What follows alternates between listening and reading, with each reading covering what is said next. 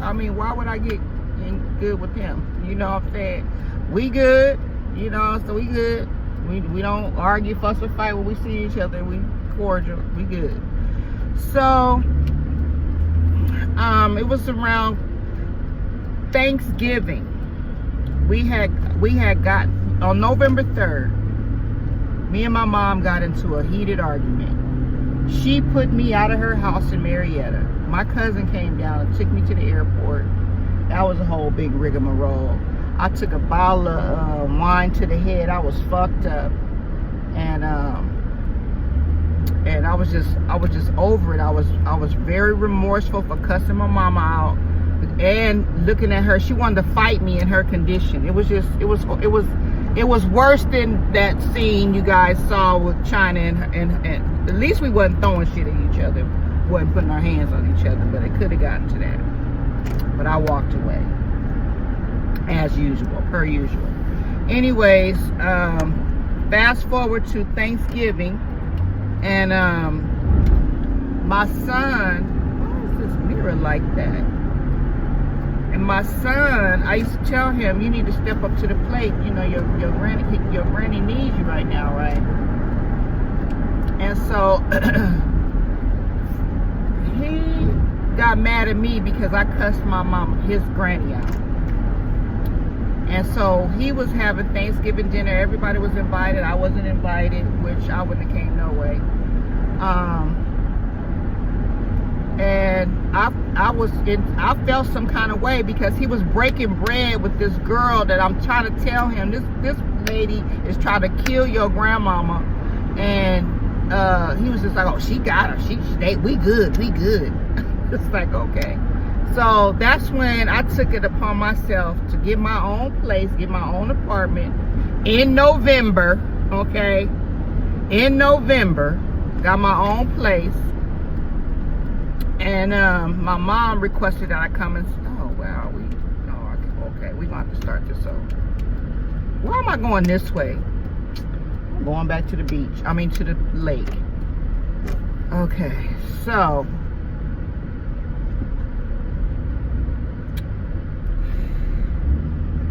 okay, it's gonna be a part fucking 4. Anywho, it's gonna get finished right now though. So they having Thanksgiving. My son's not speaking to me, halfway speaking to me. I'm living in this house, so I just decided to get my own place. I didn't tell nobody shit. I just got my place. Really didn't move out of his place until January, because after Thanksgiving my mom was requesting that I come out there to see her or whatever. So I get out there around December, I think it was like the 13th or something like that of December. So when I get out there, she was in the hospital when I got out there. Not doing good, right? Tongue hanging out, not doing good. And so I get out there, I apologize to her for cussing her out, and she was just like, no worries, no problem. So she ended up coming home. I ended up staying and taking care of her. My brother ended up staying for a couple of weeks and cooking her meals and stuff. And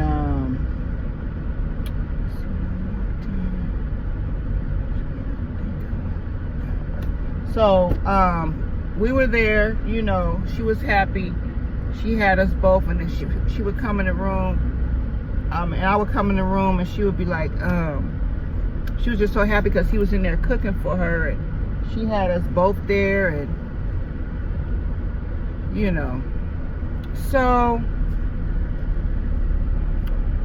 one day, like about a week into it, let's see, it was about 13, 14, 15, 16, 17, 18, 19. About the 19th, she had went back to the hospital twice, right? So the hospital was just like, we can't even get no more blood out of her, right? And my mom was just looked like she was just giving up. And so they decided to send her home, you know, under hospice, right? But prior to them sending her home, one of them visits, I found out, I'm gonna sit here for a minute. I found out that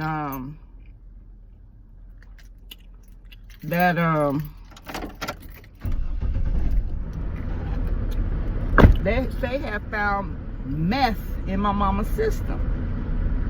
And so when I called my cousin on, she's like, no, it wasn't meth, it was her pain pills, this, that, and the other.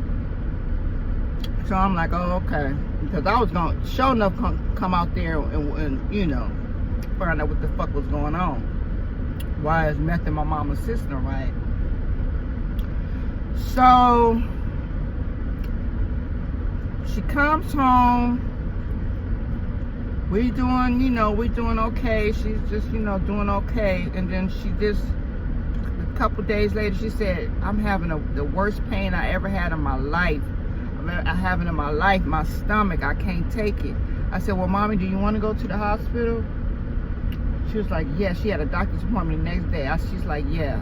So if she usually be saying no, you know, and if the ambulance comes, she would cuss me out. I'm not going. And so anyway, so she wanted to go. So this time she went, and this is the time that they said, you know, there's nothing else that we can do. So, you know, I got a hospital bed, and people came, and was, you know, all these nurses and shit. So I'm just thinking, you know, I was in my mind, I'm just thinking she's gonna come home and we're gonna, you know, nurse her back and get her back into, so she can get strong for her chemo. But that wasn't the case.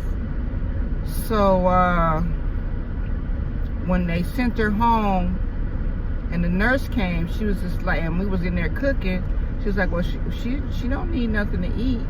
She can't eat no more. She's about to go. I'm like, what do you mean she's about to go? So I went in the room and my mom was just breathing all hard, and the breathing was frantic, right? So later on that night,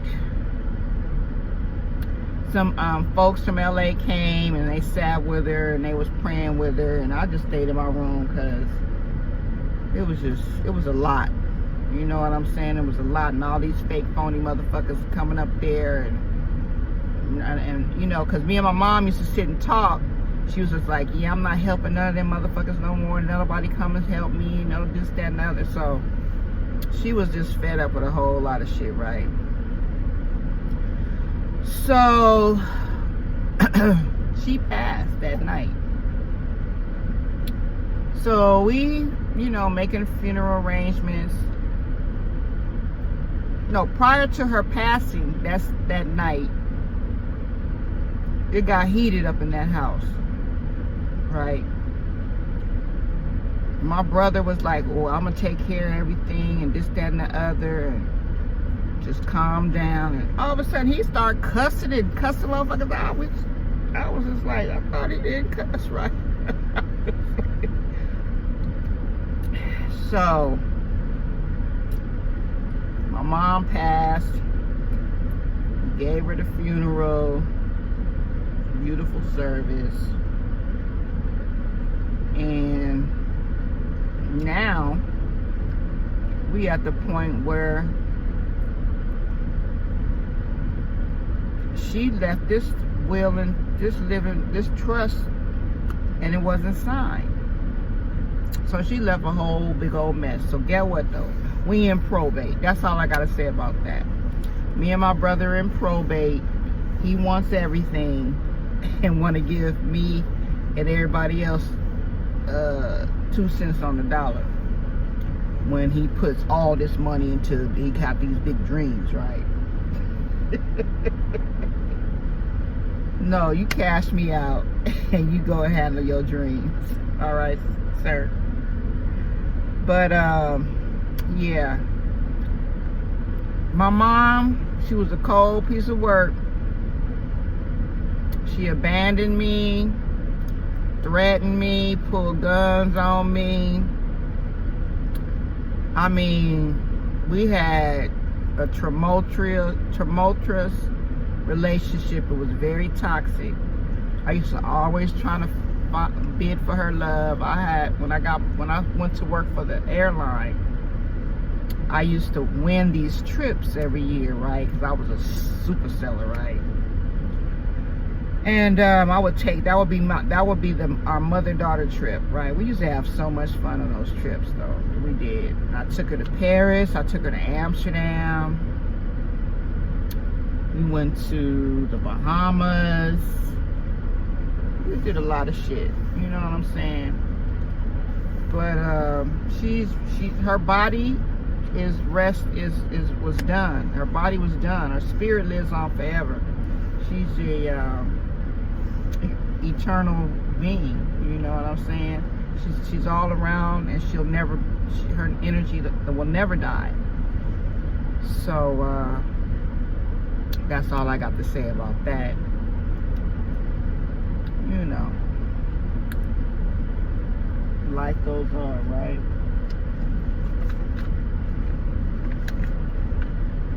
And I'm happy.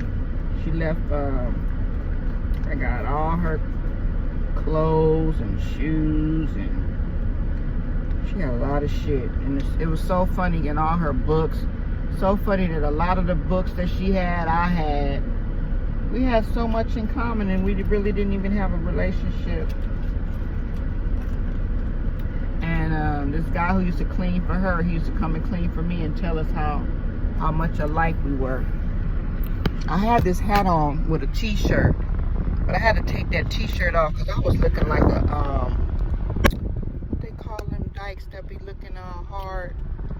A stud. I was looking all studdish, so I had to go put me some earrings and a little dainty, little cute little shirt on. Okay. All right, y'all. I hope you enjoyed this story time. And what I want you to get out of it is, you don't have to treat people the way that they treat you.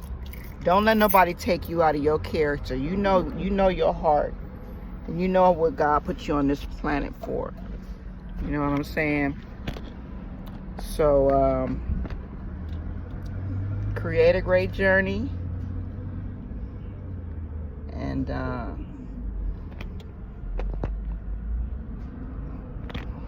hey, stay blessed. All right, y'all.